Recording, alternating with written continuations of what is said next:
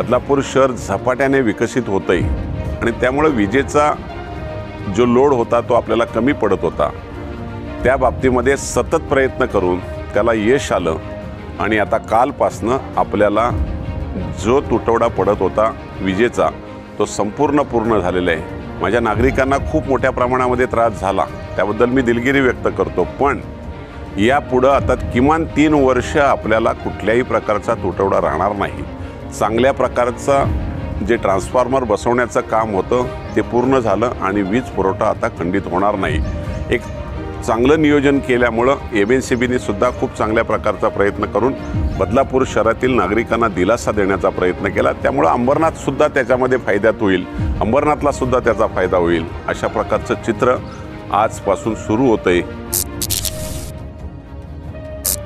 तुम्हा सगळ्यांना कल्पना असेल बदलापूर शहराची लोकसंख्या खरं म्हणजे आज जी वाढ झालेली आहे ती भविष्यातल्या पुढच्या 10 वर्षातली लोकसंख्या वाढ झालेली आहे। त्यामुळं MNCBची समस्यासुद्धा पुढच्या 10 वर्षाची समस्या जी होती ती आजच आपल्याला तयार झालेली आहे। लोकसंख्या वाढीवर जे आपल्याला एक वेगळ्या प्रकारचं नियोजन करायला पाहिजे तर ते आपण केलं। सध्या आपण 3 वर्षासाठी 50 मेगावॅटचा आपण तातडीने प्रयत्न करून सुरू केलं आहे। पण 3 वर्षानंतर काय, यासाठी आपण अजूनही एक 50 मेगावॅटचं ट्रान्सफॉर्मर बसवतोय। येत्या 2 महिन्यामध्ये तो बसवण्याचा प्रयत्न करतोय।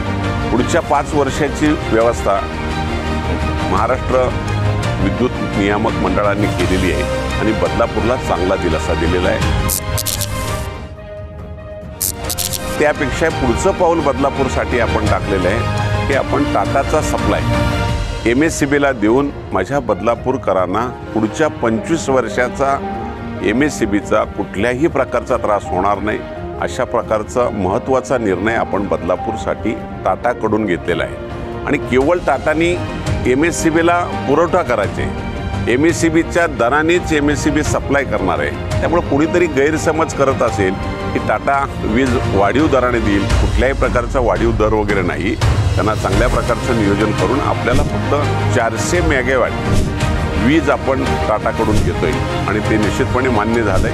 त्याचा प्रस्ताव जागेचा सुद्धा आता मार्गी लागलेला आहे। लवकरच ते काम चालू होईल आणि पुढच्या 25 वर्षाचं माझं बदलापूर किती झपाट्याने वाढलं तरी त्याला वीज कमी पडणार नाही, असं महत्त्वाचा निर्णय माझ्या नागरिकांसाठी होतोय, याचा मला आनंद आहे।